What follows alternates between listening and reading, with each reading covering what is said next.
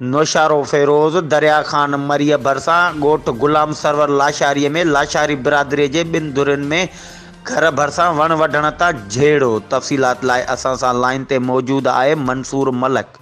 जी मंसूर मलक, छा तफ़सीलात आहिनि?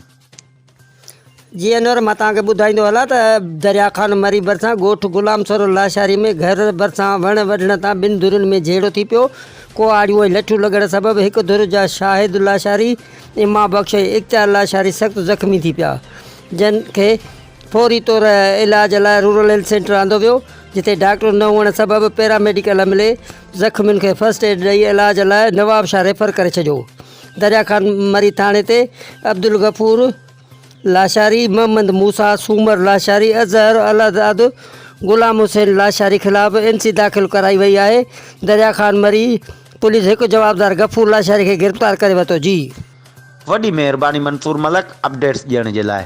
जी नाज़रीन, त ही हुयूं हिन वक़्त ताईं जूं अपडेट्स। वधीक ख़बरुनि ऐं अपडेट्स जे लाइ ॾिसंदा रहो सिंधी शूध न्यूज़ TV।